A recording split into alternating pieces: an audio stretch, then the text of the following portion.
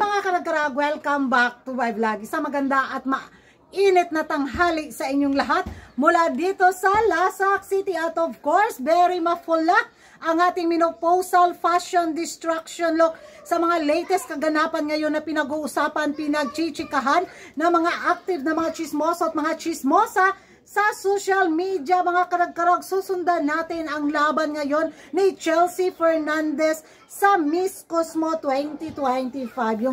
Yung ipa-eksena lang ni Chelsea Fernandez yung i-check natin doon, at yung mga latest na mga kontrobersiya, mga paintriga at mga chismisan, mga libakan galore sa ating mga friendly neighborhood na mga taga-Tacos at taga-Milky Way, na kung saan ako mga karag-karag manggigigil kayo.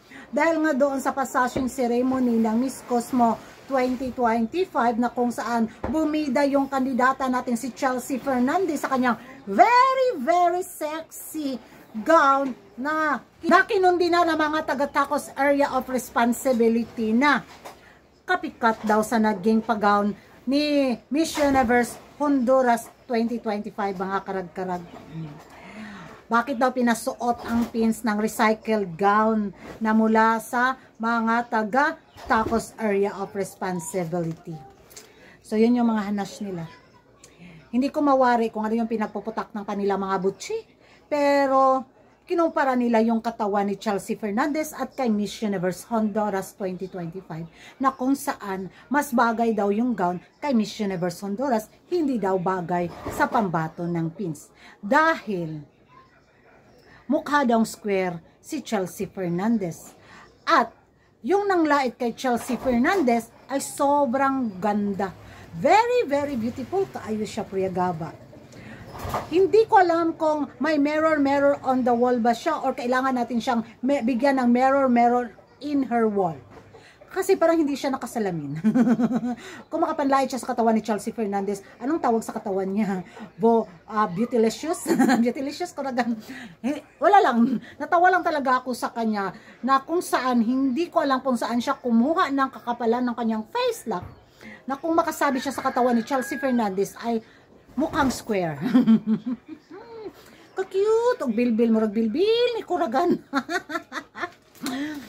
So yan mga karag-karag, na speechless galore lang ako sa kanilang mga hanas kay laban kay Chelsea Fernandez. She's beautiful but there is no charisma. Again?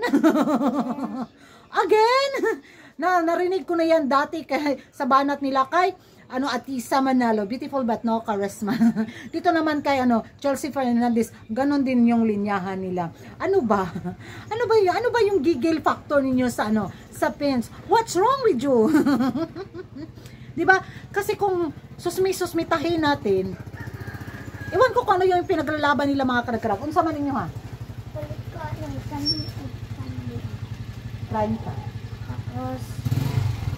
So ayun, siguro natalbugan na naman yung kandidata nila na hindi maiangat bitaw yung beauty ng kanilang pambato ngayon sa Miss Cosmo, at nanggigigil sila sa ganda ng face lock ni Chelsea Fernandez. Kaya doon na lang sila nanggigigil sa gown na mukhang square ang katawan ni Chelsea. Di ba? Grabe yung inggit galore factor nila dahil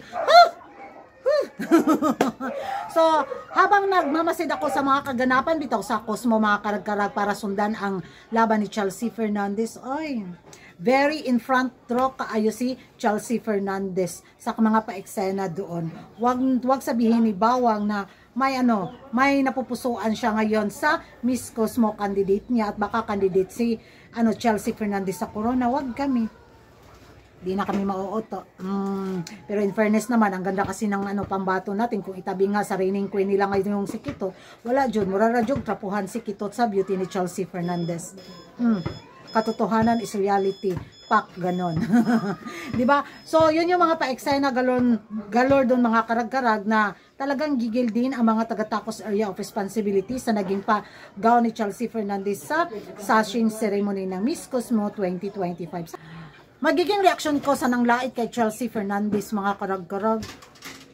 Panghilamos, oy.